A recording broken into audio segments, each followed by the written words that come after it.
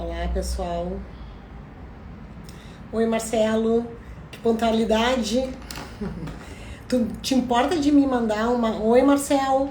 Marcelo, tu te importa de escrever o título como sempre? Olá, como é que estão? Tudo bem, pessoal? Aqui, o Marcelo já me mandou Se tu puderes, Marcelo, escrever o título, eu já vou fixar. Tá bem. Oi, Marcelo, tudo bom? E aí, tudo bom, Tudo bem? Luciano? Boa tarde. Acho que a Lúcia me mandou uma solicitação para participar também, mas eu acho que foi por engano. Pode ser, É, pode ser. A gente acho que ela vai. foi por engano. O Marcel, que é o meu colega aqui da Lotec, ó, o Felipe Camilo entrou também. A tua live está lá no nosso grupo do Telegram. Nós temos um grupo trabalhista. Agora vou fixar aqui o. Tá, fixei o nosso tema. Nós temos um grupo trabalhista e nós temos um grupo de processo civil. E o Felipe Camilo da Lauba, ele inclusive está escrevendo bastante sobre inteligência artificial. E a notícia da tua live, teu card, está lá no nosso grupo do Telegram da Lotec. Que bacana. É, bem Fico à legal. disposição aí do Camilo aí para a gente trocar mais ideias aí no Não, tem privado até um, aí. Eles produziram um livro agora, acho que ali o pessoal da PUC nos mandou, bem interessante, que tem alguns ministros do STF que escreveram alguns artigos também. O Camilo participou com 2 artigos, a gente está. Esse grupo está bem movimentado. E tu serás bem-vindo lá, porque a gente está com alguns conteúdos que comunicam assim com o processo, Vision Law, inteligência artificial, essas questões, né? Olha, ele colocando da UniceuB, da faculdade da UniceuB, né? E foi esse livro aí, eu vi esse livro aí, que é o prefácio, a apresentação do ministro Paulo de Tarso Sanseverino. Isso, E a exatamente. PUC, que eu faço parte desse grupo do GETAX da PUC, nós lançamos um livro também sobre inteligência artificial e direito tributário. Ah, Tem vários artigos ali, e o interessante aí para quem está pesquisando essa área é que nós tivemos autores de outras áreas, de outra área, da área da ciência e da computação. Então, legal. tem essa interdisciplinariedade bem bacana ali nessa revista, é a número 3 do Direitos Fundamentais da Uhum. PUC. Dá uma pesquisada ali. Não, vou dar uma Tem pesquisada, artigos bem assim. interessantes ali. E a gente já te convida, então, de saída. Depois eu até te mando o link no Telegram desse nosso grupo da Lotec, que é o grupo geral, digamos assim, que está com um Uhum. foco bastante no processo civil. Essa semana a gente lançou 2 conteúdos lá. E o Camilo estava convidando para a tua live, porque a Lotec ela tem esse objetivo, né, Marcelo? Como a gente conversou antes. Sim. Direito, inovação, tecnologia, mas comunicando com várias áreas do direito. E a gente percebe que o pessoal está muito ávido por esse conteúdo.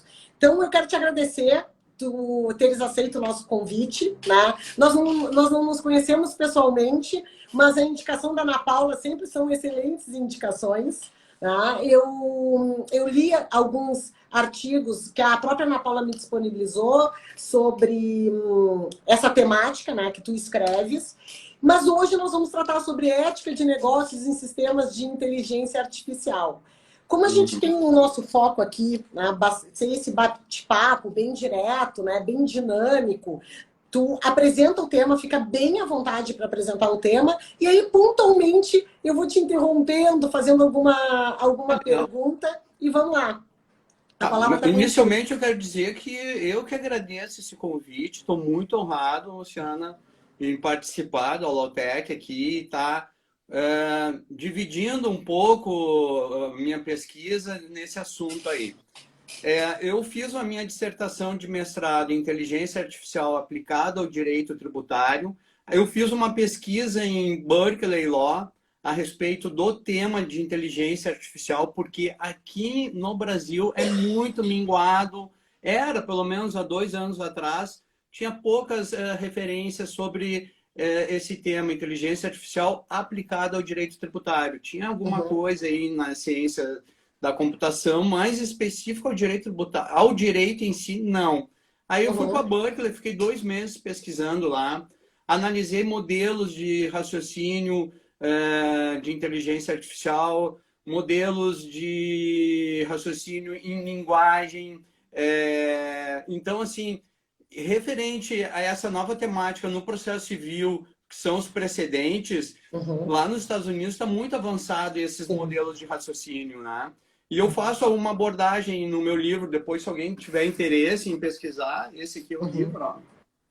Uhum. Uma outra live a gente pode sortear um livro daí, Pois é, tá? não, até vou te dizer, a gente tem com os nossos parceiros de lives, de vez em quando eles dizem, ó, tem um livro para sorteio, a gente faz um card, faz uma campanha de engajamento para o pessoal te seguir, seguir a Lotec, fazer um sorteio aí, se tu quiser tu me manda depois inbox, que a gente pode fazer uma campanha bem Tá, legal, bacana. Vamos tá? fazer sim. Tá Então, o bom. que é importante a gente considerar essa temática hoje? Ética dos negócios em sistemas de inteligência artificial. Porque é importante a gente considerar a ética nos negócios para que a gente possa evitar o caos, né? Olha as lições que nós tivemos com as revoluções anteriores, né? Não havia diretrizes ou estruturas quando tivemos as mudanças, né? Ou quando houveram as inovações que resultaram em algumas consequências indesejadas, né? Tanto na força de trabalho como no meio ambiente, né? Então, vamos recordar um pouquinho. A primeira revolução, a segunda e a terceira, elas foram definidas pela água e pelo vapor, né? Aí a terceira, já nós chegamos, a terceira revolução, nós chegamos na energia elétrica e depois nos computadores. E agora a gente está vivenciando essa quarta revolução que todo mundo fala, a indústria 4.0, né? E essa indústria, essa revolução, a quarta revolução, ela envolve essa fusão de tecnologia e humanos, né, Luciana? Então, por isso que é importante a gente, hoje é tão importante discutir a ética. É um dos assuntos talvez mais discutidos que a gente vê nas lives, né? Uhum, E uhum, no Brasil, tantos escândalos que envolvem a falta de ética empresarial e política, né? uhum. Então, cada vez que a gente vê uma delação premiada, ou nosso país continua sendo varrido por notícias de denúncias, né? E isso aí acaba afetando a autoestima do brasileiro, né? Sobretudo aqueles que mantêm seus negócios de maneira honesta e vêm Sim. trabalhando dentro de regras e normas estabelecidas, né? Então, Uhum. a ética é algo que a gente tem que debater, é algo que tem que ser ensinado e para que a gente consiga ter um mercado cada vez mais honesto, mais probo e as pessoas entendam para a gente não cair naquelas armadilhas das revoluções anteriores, né? Sim, sim, sim, sim. E me diz uma coisa, então, Marcelo, agora vamos começar com as provocaçõezinhas, né? Tá.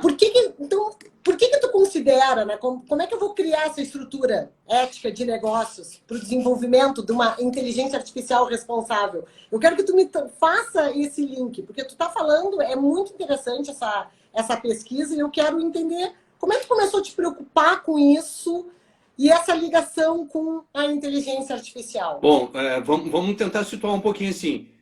Quando a gente tenta falar de ética empresarial, né, a ética dos negócios, cada empresa tem uma conduta, né? Há um relativismo cultural Sim. muito grande.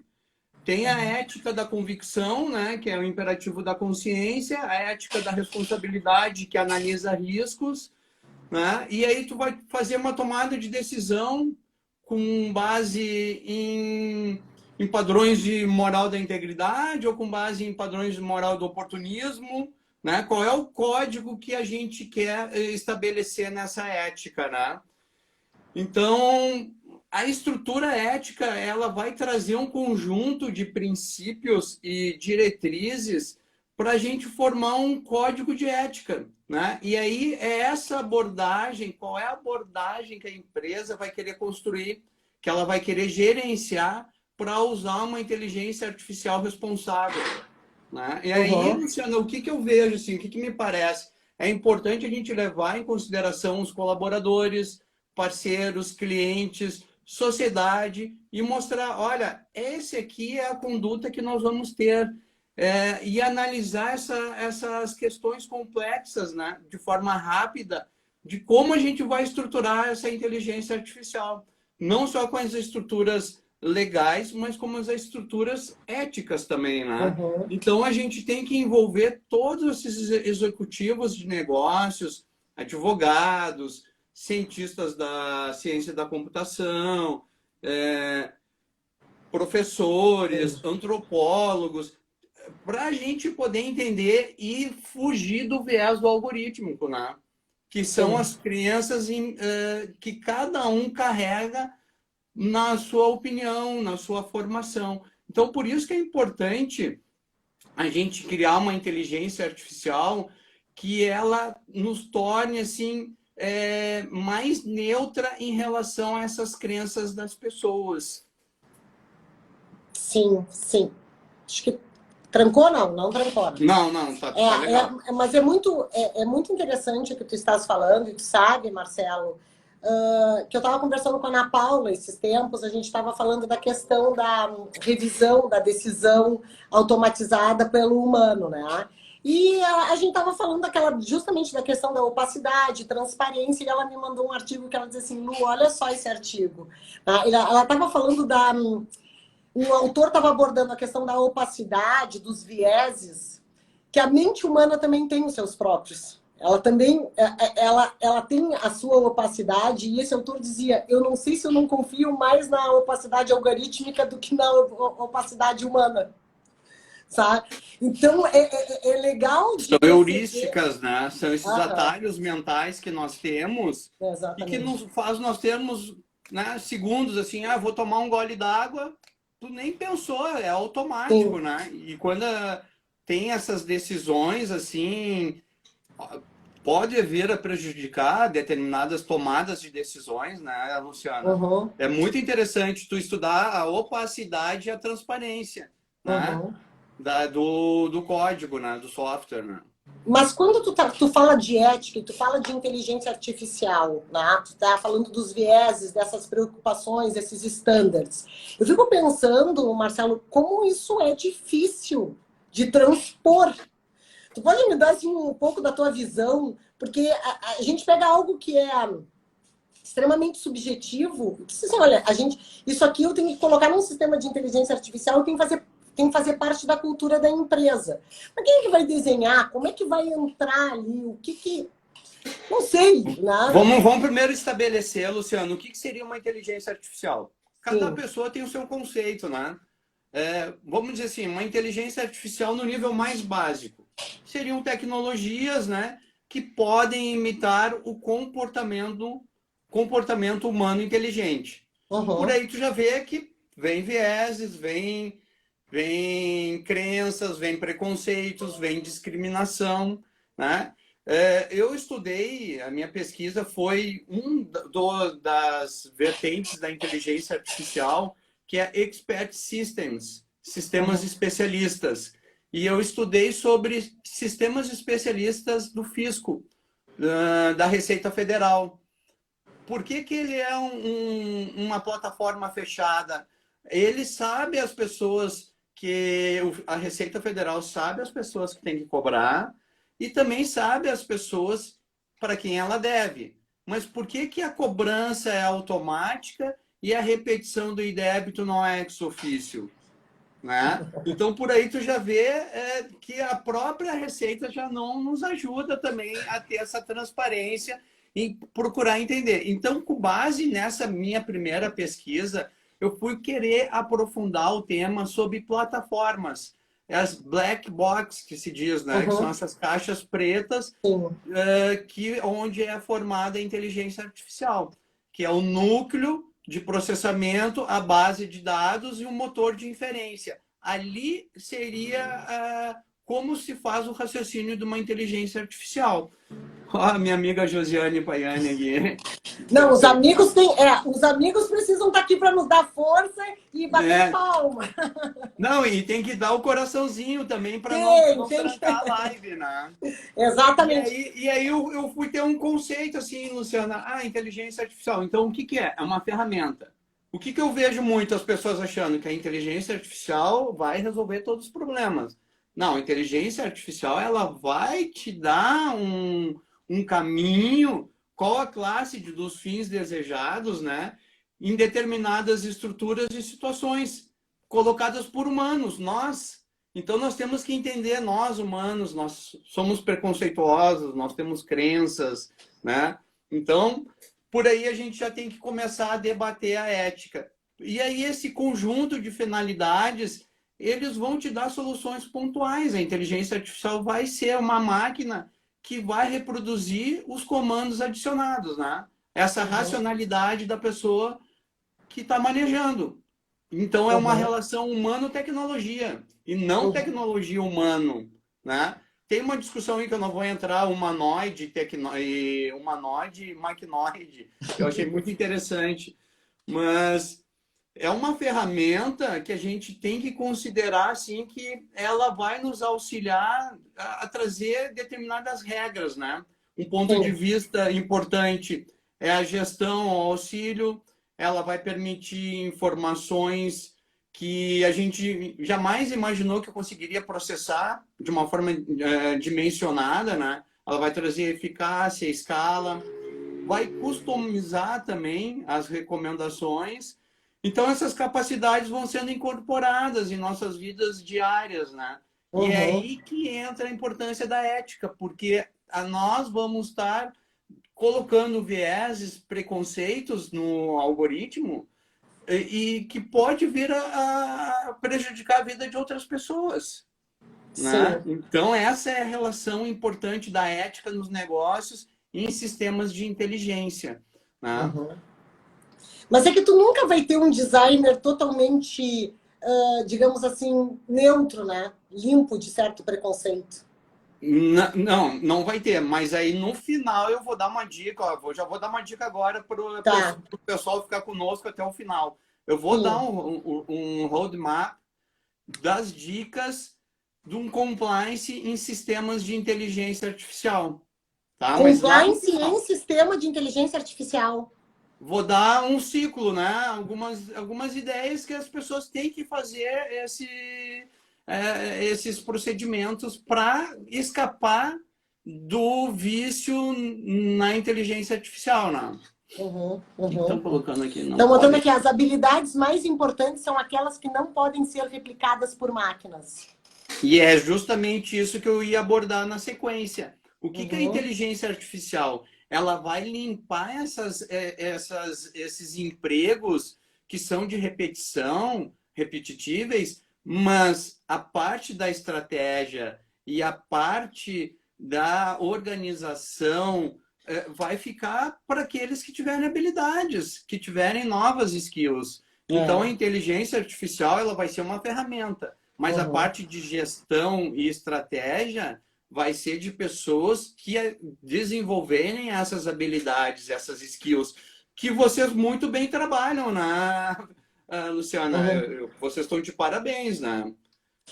Mas eu vou te dizer, Marcelo, é que esse trabalho, eu costumo comentar, a gente fala bastante nas lives sobre isso. Aí eu quero até cumprimentar o André Pontinha, ele está aqui na live conosco e ele é o nosso convidado agora de quinta-feira. E até o nosso tema surgiu numa conversa num grupo de WhatsApp lá da Comissão de Proteção de Dados da OAB. Ele é o presidente, né? Ele é o presidente. E aí eu sou colega dele da Comissão de Compliance da OAB.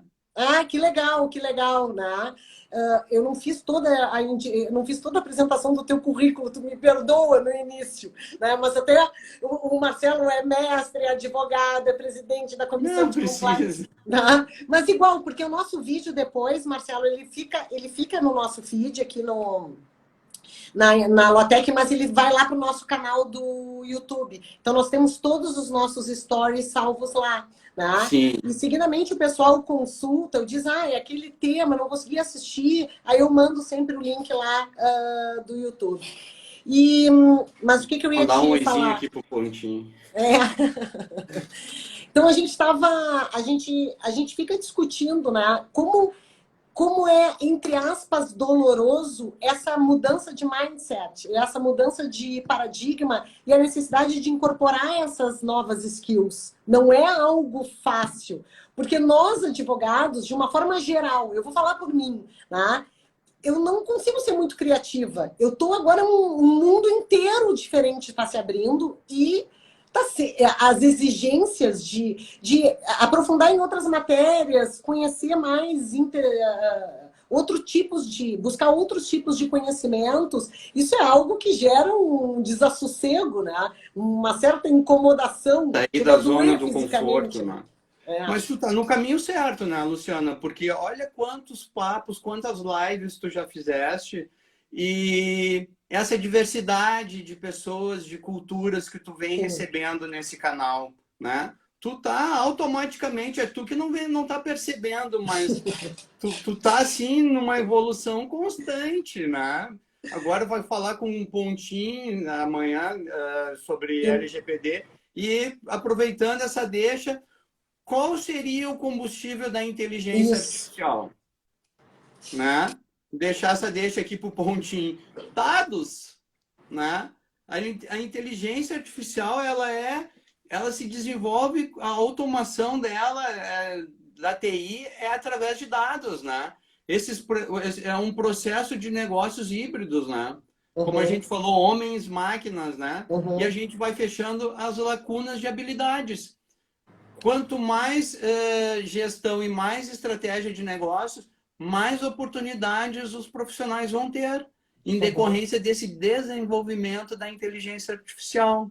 E Uhum. aí a gente precisa ter esses cuidados, inclusive em decorrência da LGPD, né, que agora está em vigor, não as sanções, mas tu está usufruindo de dados de terceiros e como tu vai ter essa política para receber esses dados, né? Sim. Então, isso também é uma questão ética a ser tratada quando tu fores desenvolver uma inteligência artificial, né? E aí isso aí vai acabar tu tendo mais inteligência artificial, menos empregos, vai reduzir os custos com as ações trabalhistas, né? Uhum. Quanto mais máquinas, menos custos para as empresas. Então, Uhum. isso também a gente tem que estar antenado. Tu iniciaste falando no direito do trabalho, né? E a gente Uhum. acaba permeando por várias áreas, né? Sim. Na inovação e tecnologia, né, Luciana?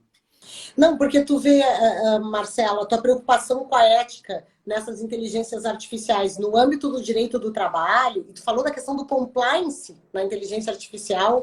Eu fiquei pensando naqueles exemplos que a gente viu agora, há menos de um mês, que são as despedidas por pop-ups, né? Uhum.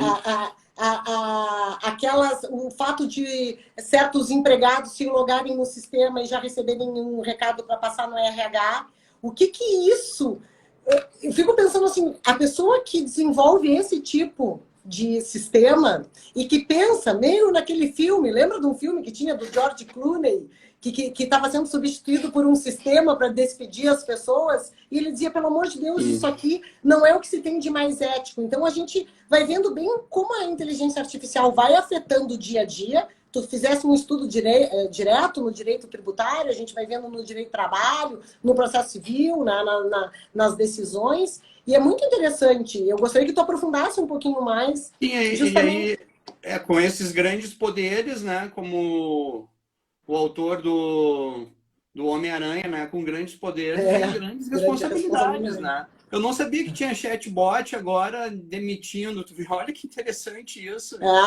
Não teve, eu não, que claro, né?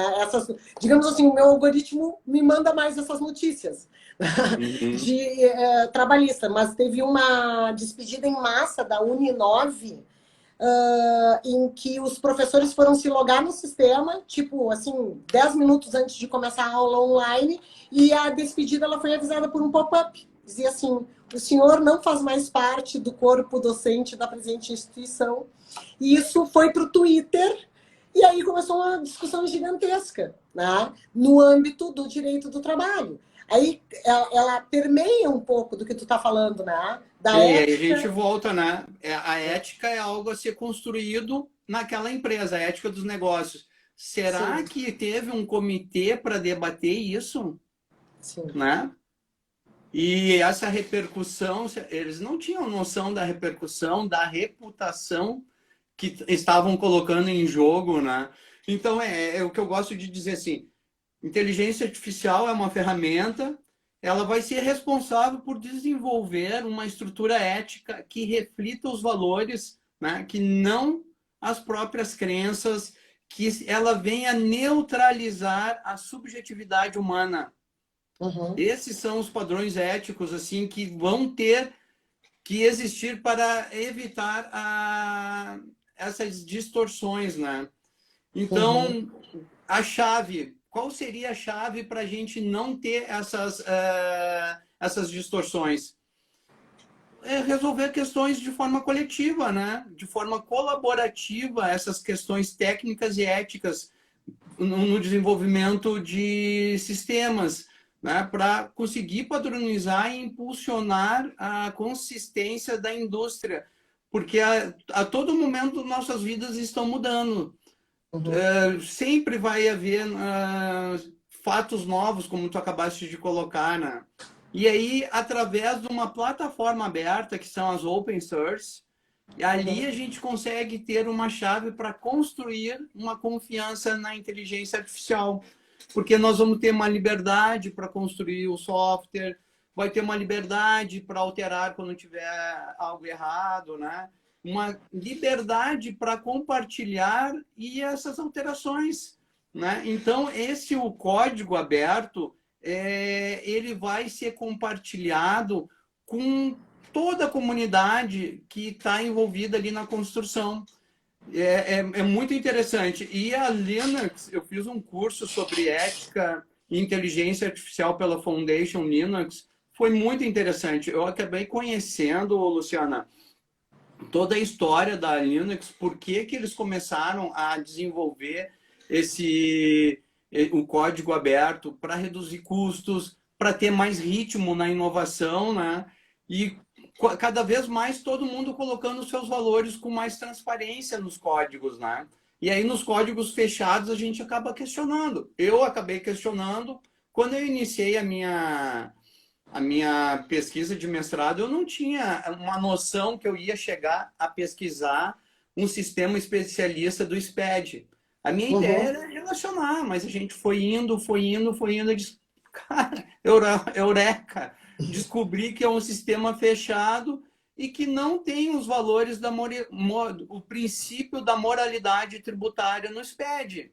Porque se tivesse o princípio da moralidade, a repetição do indébito, ou o artigo, agora eu não me recordo, 884 do Código Civil, que é a devolução, o enriquecimento indevido da receita que fica com valores que não são dela, né? Que são valores dos contribuintes que ela deveria devolver espontaneamente. E aí tu Uhum. começa a questionar a plataforma da Receita. Tem esse, como é que ela é construída? Quais são os valores que estão por trás? Né? E Uhum. ninguém abre isso. Então, agora, minha próxima pesquisa vai ser tentar aprofundar isso, né? É que a Mas, decisão de abrir um código é uma decisão difícil, né? A gente, é, claro, comercialmente é uma decisão arriscada, inclusive. Porque quando tu muda para esse paradigma colaborativo, tu está fazendo uma aposta num mercado diferente que tu vai ter uma resposta.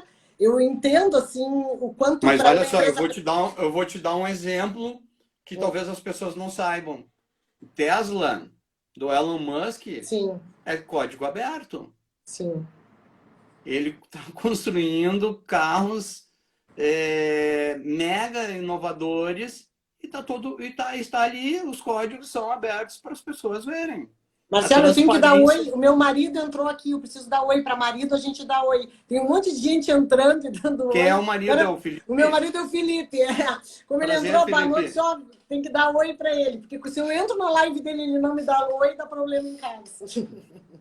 A minha mulher não entrou ainda. É, Mas então, assim, a gente tem que desenvolver plataforma de códigos abertos. Ali a gente vai entender a metodologia que está sendo compartilhada, quem são os responsáveis, né, que estão ajudando a criar uma estrutura ética para o futuro, não é para agora, porque o, essas tecnologias elas estão ditando regras das pessoas, estão ditando comportamentos. E isso é muito perigoso, Luciana. uhum, Isso é o mais perigoso, né? uhum, é E aí verdade. a gente lembra do escândalo da Cambridge Analytica. Sim. Ali era um código atingindo as vidas das pessoas. Ou o Google Foto, já viu o Google Foto? Se tu botar avó, vai aparecer uma avó branca, uma avó, uma senhora, uma idosa, não existe avó novas, não existe avós negras, não, sabe? São perfis e o Google Foto ele tem que mudar esse viés. Ou então a aprovação de crédito pela Apple era uma aprovação sexista também. Sim. A incapacidade da Barbie de reconhecer vozes de meninas. Né? Então essas tecnologias elas são vastas, são empolgantes, mas elas ditam comportamentos. E a gente tem que entender que esses vieses, esses preconceitos não podem, tem que ser combatido numa inteligência artificial. Por isso que a gente está aqui conversando sobre ética. E sabe o que eu vejo? Eu faço parte de alguns grupos assim que desenvolvem programas assim, softwares, inteligência, sistemas. Eu não vejo muito o pessoal tratando sobre ética, sabe? Essa questão da ética é mais tratada por um outro público. Então, eu acho que a gente tem que trazer esse público aí dos desenvolvedores, não na academia. Na academia eu vejo que há muito respeito, muita troca na PUC, na Universidade de Brasília, Federal também. Nossa, tem linhas de pesquisa assim que tu fica assim, olha, não deixa nada a desejar para outros países, né? Mas os desenvolvedores em si que estão trabalhando, eu não vejo as pessoas preocupadas ou empresários de determinados apps aí não estarem conversando sobre essa temática, não estarem na sua equipe colocando alguém para discutir a ética. Né? E isso é importante. E é um mercado que está abrindo para nós advogados, para pessoas do compliance, essa discussão de fazer parte de um comitê para analisar se aquele software, aquela inteligência artificial foi... qual a estrutura dela, quais as consequências sociais que ela tem ou não tem. Né? Isso aí a gente tem que elogiar também, né?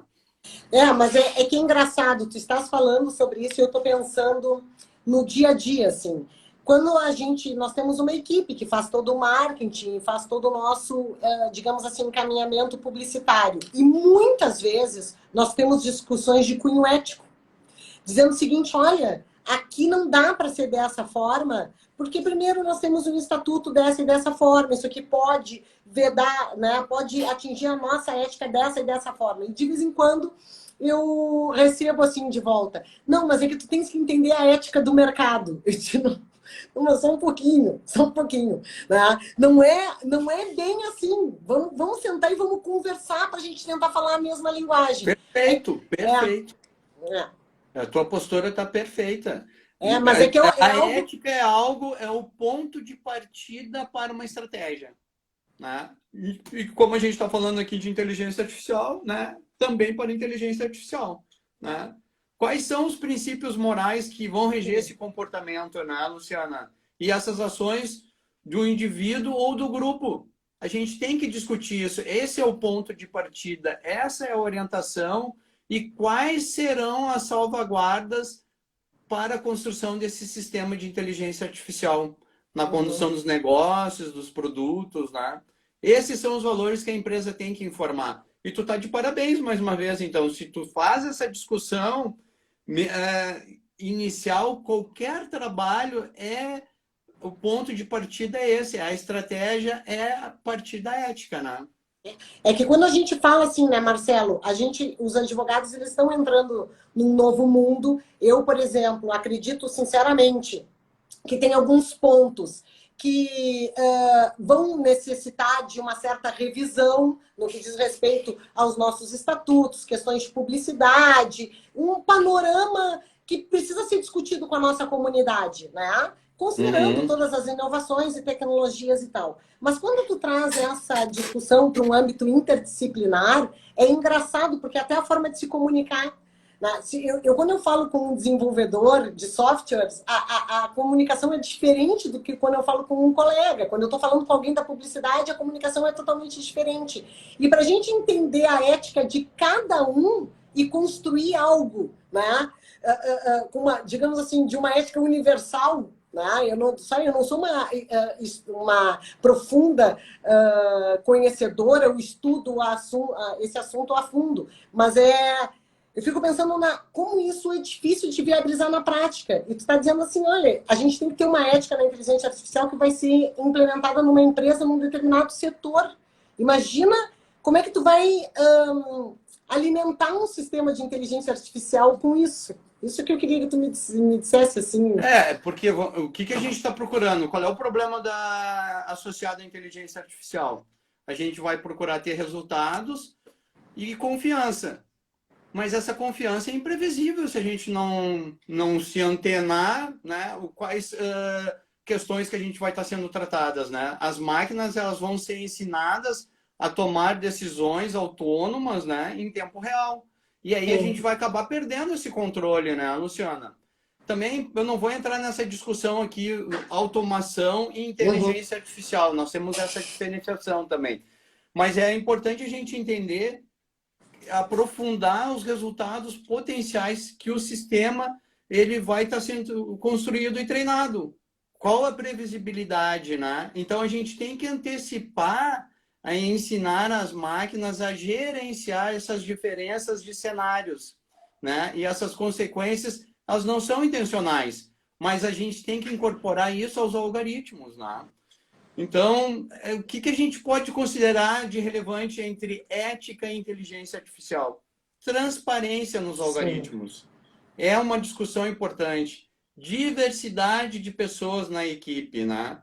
Porque o software ele não é mais um meio para um fim. O software acaba sendo a personificação de opiniões, da consciência e da ética dos criadores. Então a gente tem que saber muito bem com quem que a gente está discutindo, quem são aquelas pessoas, analisar os valores dela, né? É uma sugestão que eu faço, né? E me diz uma coisa, Marcelo, tu imagina, mas aí desse software que tu está falando, que seria de uma construção colaborativa dentro de uma empresa, seria para algum ramo específico? Não, para todos Não. os ramos nós temos que ter essas Essa mesma. diretrizes, essa mesma iniciativa, né? Uhum. Se alguém tiver interesse em conhecer um pouquinho mais sobre ética na inteligência artificial, eu vou fazer uma sugestão de três textos atuais, né? Saiu um roadmap de inteligência artificial da Califórnia, do estado da Califórnia, dando dicas. Se as pessoas quiserem, depois entrem em contato, eu dou o link. A Comissão de Ética da Europa também desenvolveu uma orientação de ética também lá na comunidade europeia.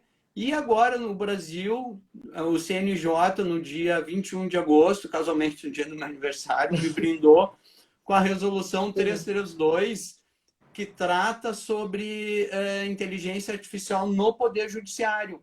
Então, se alguém que tiver interesse em desenvolver um pouco mais a pesquisa, procurem esses textos aí que são bem legais, né?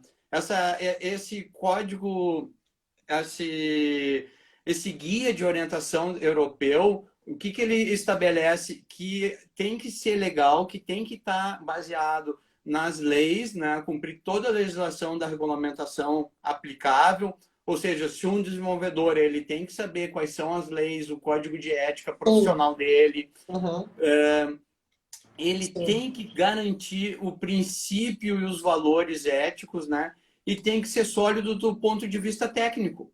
Tem que entender se está apto a ser colocado no mercado. Se ele não estiver apto, não pode colocar, né? E lá nos Estados Unidos, esse roteiro que a Califórnia criou sobre inteligência artificial é interessante também as pessoas entenderem assim o mindset americano para o europeu, né? Uhum. Aqui o americano ele está mais voltado para maximizar os resultados na economia, né? Então a gente falou sobre o Elon Musk. Ele também tem uma empresa de foguetes, né? Que Uhum. Uhum. desenvolve foguetes. E o governo americano investe muito na startup dele, Uhum. porque tem essa autonomia de conseguir desenvolver esses produtos com segurança pública e Uhum. saúde também.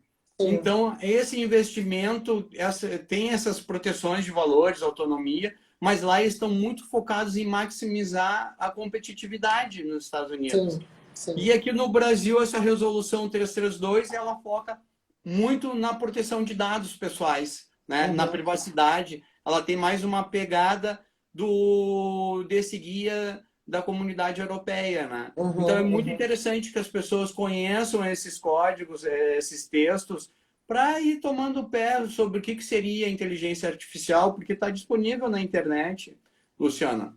Agora, Marcelo, eu vou te dizer, a gente tinha conversado um pouco antes, né, em box, e eu achei bem interessante aquela questão que tu fala da cultura. Porque eu sempre faço a correlação com o direito do trabalho, tá? E agora tu imagina o seguinte, se já é difícil, quando a gente fala de regulamento de empresa, de código de ética, de conduta, há uma possibilidade de tu fazer uma consulta aos teus colaboradores e criar um regulamento empresarial bilateral, que não precisa ser unilateral, né? Que não venha assim, digamos, imposto pelo seu empregador só a partir só da sua visão, dos seus valores, dos seus princípios. Mas é muito difícil isso acontecer. Então, quando tu falas em código aberto, de construir esse roadmap e tal, mas tu não acha que vai ter que ter um trabalho muito forte de mudança de cultura empresarial? Né? Como é que a A gente alta faz direção isso? tem Hum? que estar presente, né? Nessas reuniões, ela tem que estar presente, porque ela que vai ditar os valores da empresa, né? Qual é a ética dela? Tem que estar em consonância com o código de ética da empresa, né? Não pode ser da porta para fora, tem que aplicar Sim. dentro, né?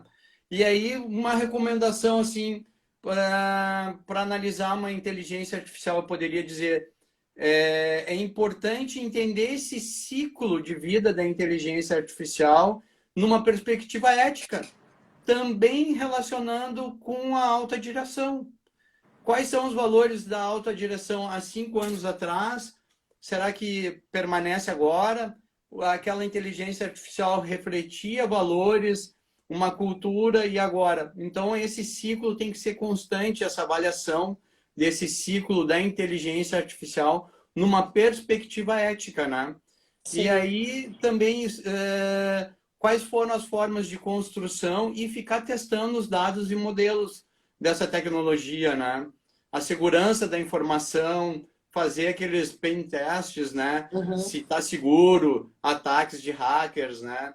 E quem são os chefes de privacidade? Tu tem que saber quem são as pessoas desse teu comitê para poder exigir também, né? Por cada um ter a sua função e ir trocando a ideias e a responsabilidade de saber.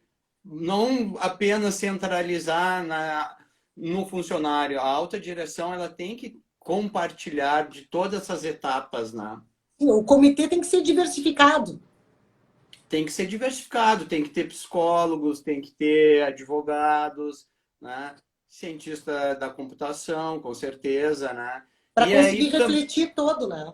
tudo. E aí essa prestação de contas de todos os responsáveis envolvidos nessa pesquisa, desse ciclo de vida dos dados, né? Do desenvolvimento, implantação, É, comunicação e treinamento, né? E aí isso aí orientando e monitorando e avaliando os funcionários e a alta direção, com certeza.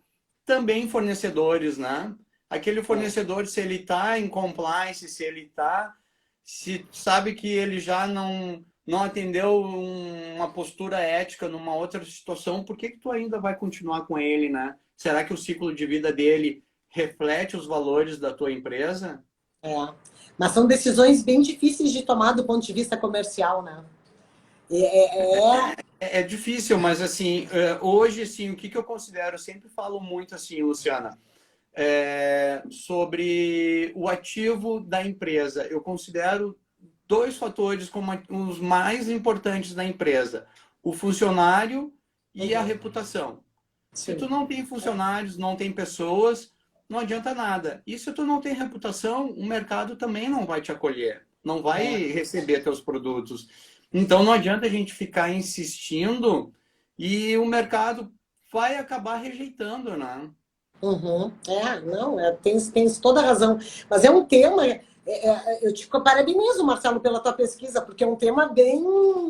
Eu imagino que tu começasse a ler e uma coisa foi levando a outra, a outra, e daqui a pouco tu enveredasse por um caminho quase, digamos assim, sei lá, da ciência da computação, fosse estudar os sistemas, os códigos, tudo isso motivado pelo direito tributário. Tudo motivado para eu terminar meu mestrado. Vamos ser sinceros, né? Vamos ser éticos, né? Não, eu me interessava, eu sempre me interessei muito pelo tema. Eu sou de uma geração que é daqueles TK que a gurizada queria começar a fazer programações, o DOS, mas eu nunca entendi muito, né, essa parte. E aí eu fui deixando de lado. Eu já fiz agora, nesses últimos 2 anos, eu acho que uns 4 cursos sobre cientista de dados. Fiz sobre fundamentos da inteligência artificial uns 2, 3. Então, eu venho estudando muito sobre essa parte da ciência da computação. Lá fora, Luciana, lá em Berkeley, o LLM lá de Berkeley, o advogado, ele é um advogado programador. Lá fora, a figura do advogado programador é como se fosse o advogado processualista, como se fosse o advogado tributarista. E lá eles têm um advogado programador. Nós não temos aqui. Eu tive uma aula de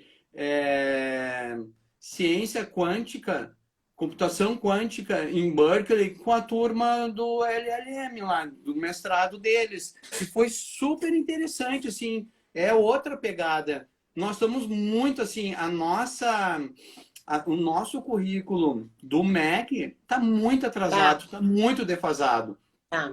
E o que a Eu, LOLTEC vem fazendo, vem suprindo essa lacuna com muita propriedade. Vocês Tu estão de sabes, parabéns. eu te agradeço, Marcelo, esse feedback, fico bem feliz, porque o primeiro curso que a gente teve aqui antes da pandemia, que foi um curso presencial, nós tivemos um curso com a Luplex, que é de automação de peças jurídicas, e era para ensinar a projetar, né? Para ter Era uma para ideia de criar. como se projeta, né? Exatamente, arquitetura e engenharia jurídica. Até ontem, a professora do curso, a Leilane, que ela dá aula na FGV, e ela é a Luplex, ela desenvolveu o sistema e ela tem tipo uma Luplex Academy. Aí a gente fez um convênio com eles vieram para cá dar o curso. E Ah, na época ela me interessante. dizia assim: ai, Lu, tu vai fazer? Eu digo: ai, eu tô sofrendo já para estudando os métodos adequados, porque isso aqui já mudou a minha vida, tá uma mudança total de paradigma, eu tô bem focada no estudo da negociação, eu sei que eu preciso estudar essa parte da tecnologia e até entendi algumas questões de chatbot, de árvore de decisões, mas eu não fiz o curso, né? E Uhum. tinha um pessoal aqui matriculado, nós tivemos 20 alunos, 10 de manhã e 10 de noite. Só que era um pessoal com uma pegada, Marcelo. Assim, eles já sabem o que é blockchain, já sabem o que é smart contracts. Era uma linguagem como se eles estivessem falando, sei lá, de despedida por justa causa, despedida sem justa causa. Né? E eu achei Sim. interessante porque, pelo menos, eles já tinham uma noção que precisavam desse curso para iniciar a vida profissional, porque muitos deles não eram formados, eles estavam terminando a graduação. Né? E alguns já estão se ressentindo que isso não está nos bancos escolares, né? Não estão nos bancos acadêmicos. Essas disciplinas, elas precisam ingressar. Ingressou agora métodos adequados, mas tem que ingressar esse tipo de disciplina que tu tivesse no LLM, lá em Berkeley, porque vai fazer parte da formação, né? Ah, com certeza. Mas E tá muito defasado, é. E é importante que o mercado está suprindo essas lacunas, né? E, claro, eu não pretendo ser programador, não sim, tenho essa capacidade, mas entender para sentar numa mesa com um programador, é muito importante esses cursos, né? O advogado, ele não vai sair... Claro, eu tenho colegas que sabem programar, advogados. Eu até saberia fazer um códigozinho ali no Python ali, mas não é a minha vibe. A minha vibe é estudar como construir e como discutir, né? E como chegarmos lá, como termos uma equipe, né? Quais são os valores, quais são os princípios. Eu venho estudando muito ainda sobre esse tema, eu gostei tanto do tema e dessa área que eu fiquei apaixonado, assim, Luciano. Eu venho estudando, escrevendo artigos, já escrevi, eu acho, uns 3 artigos sobre inteligência artificial, né? E aí tu vê inteligência artificial no Poder Judiciário, inteligência artificial... A gente nem se dá conta. Nossa, o SPED é um sistema especialista que está aí desde a década de 70 e a Receita Federal foi aplicar em 2006. E as pessoas, os advogados, os tributaristas, ninguém nunca discutiu o que estava composto no SPED, né? E aí tu tem essa propriedade agora, o direito administrativo, que está se encaminhando também para todas as discussões via sistema, né? Sistemas, tu tem que entender quais são os valores que estão por trás, porque tu vai, daqui a pouco tu está discutindo a forma ali, né? Como se tu estivesse discutindo uma nulidade processual. E afinal, tu descobriu por que ele não, que ele não faz a repetição do indébito?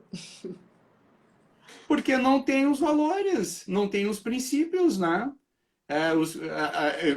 Na verdade, o que a Receita Federal ela tem que abrir essa caixa preta e dizer quais são os valores que estão ali. Então, por uma pesquisa empírica que eu fiz, eu deduzi que não tem o princípio da moralidade, não tem a repetição do indébito do CTN, né? Então, não tem diversas questões legislativas que, se houvesse, o robô da Receita ia estar devolvendo o dinheiro automaticamente para os contribuintes, né? Ia ser bom, ia ser o melhor dos mundos. Mas me diz uma coisa, Marcelo, tu disse que tu ia acabar a tua live falando sobre um roadmap de construção. A gente não falou, não chegamos a falar. Não. Falamos alguma coisa, mas vamos tá, mas pois porque eu quero, como eu quero deixar, né? Salvo, né? Eu quero deixar salvo e esse é um ponto importante. Sim, antes que acabe, né? Sim, faltam 8 minutos para acabar.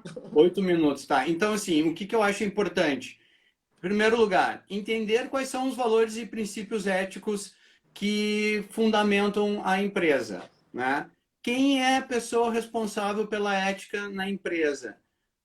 Quem são as partes interessadas nessa estrutura ética? O consumidor, a agência reguladora, a própria empresa, os funcionários, né, os parceiros, as agências governamentais, se estão de acordo, né? Quais são essas políticas? Tem que descrever quais são as políticas e os processos que foram que ocorreram no desenvolvimento desse sistema de inteligência artificial, né? E como foi tratado os resultados indesejados. Se houveram resultados indesejados e se foram tratados. E documentar isso também, né? E aí, quais foram as políticas adotadas para coleta e tratamento de dados, né? E, por fim, eu poderia colocar assim, com qual frequência é auditada essa estrutura ética? Quanto tempo é feito esse ciclo para fazer esse roadmap aí? Mais ou menos, não tem uma receita de bolo pronta, né, Luciana? É tudo novo, tem a sua, né? Mas eu acho que partindo desses critérios, tu vai acabar conseguindo desenvolver uma estrutura ética na inteligência artificial. E fica a dica para os colegas, né? É uma área que a gente tem que entrar e tem que exigir que as empresas mostrem como foi construído aquele software, aquele código, aquela inteligência artificial, para ver se teve resultados indesejados e limparmos, porque, como a gente falou antes, está ditando o comportamento esses softwares, né? O Facebook, o Instagram, quando vê, tem um robô ali que está ditando comportamentos, né? Sim, sim. Agora, Marcelo, mais uma vez, meus parabéns pela tua pesquisa. O tema é super interessante. Ele é complexo, né?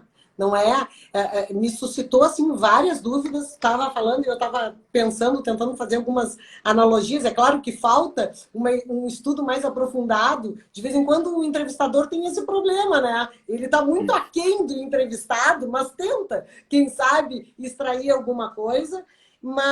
E eu não tenho dúvidas assim que é um nicho muito grande de mercado, né? Tu estás um pouco à frente de vários colegas nesse aspecto. Terá uma necessidade das empresas nisso. Eu acho que efetivamente nós estamos passando por uma mudança de mindset. Olha o exemplo do Magazine Luiza, né? E o quanto Sim. isso gerou de efeito positivo, né? Até Reputação, né? essa reputação, eu vou te dizer que, para mim, eu sou uma consumidora que comecei a olhar com outros olhos, né? O Magazine Luiza a partir dessa realidade. E a gente vai percebendo que, efetivamente, as empresas vão ter que se socorrer de uma equipe multidisciplinar, que vão ter que identificar, fazer toda, né, essa trilha, fazer todos esses apontamentos. E a advocacia não é mais a mesma, né, Marcelo? Essa advocacia consultiva, essa advocacia preventiva, essa advocacia focada na ética, na inteligência artificial, no compliance, é um mundo, sinceramente, para mim é o futuro. Tem duas coisas, são formas de negociar, de resolver conflitos fora do judiciário, né? De contemplar melhor as partes e a inteligência artificial. Então, pelo que eu vi da tua fala, as coisas meio que se mesclam, né? Porque tu tá Sim, dizendo... tu tá de parabéns, Luciana. A tua entrevista foi excelente. Adorei aqui. O bate-papo foi de primeira. Olha, muito boa tuas colocações. E é isso aí, realmente. Precisamos estar atentos a esses novos nichos de mercado. A advocacia está mudando, né? Mudou já. Né? Já. E Deus me livre eu ser obsoleta. Eu lutar sempre contra a obsolescência. Mas deixa eu te dizer uma coisa. Se tu quiseres, aí depois a gente fala em box, se tu quiseres sortear um livro, tu nos avisa que a gente faz toda a publicidade, todo o marketing, a gente faz com engajamento, e tu tem aqui na Lotec um parceiro, né? Vamos fazer o seguinte, ó, não agora, vamos dar um tempo aí para as pessoas do meu rosto, mas vamos fazer uma conversa sobre inteligência artificial no direito tributário. Vamos. E aí sorteamos um livro, já está disponível o livro para vocês. E aí não sei se a gente faz no dia ou tu quer fazer antes. Não, mas aí nós vamos fazer o seguinte, eu vou convidar um host à tua altura. Aí eu vou convidar um host de tributário à tua altura. Tava excelente o nosso papo aqui. Tá Adorei a bom. participação e fico muito honrado pelo convite. Tá bom. Então, pessoal, muito obrigada. Tá acabando aqui, eu tenho que salvar André, que tá aqui, ó, dando mãozinha. Te encontro O quinta-feira. Rodolfo Kishi, a Eliana também. Um abraço a todos aí. Tá bom. Um abraço. Tchau, Tchau. abraço. Valeu, Obrigado. obrigado.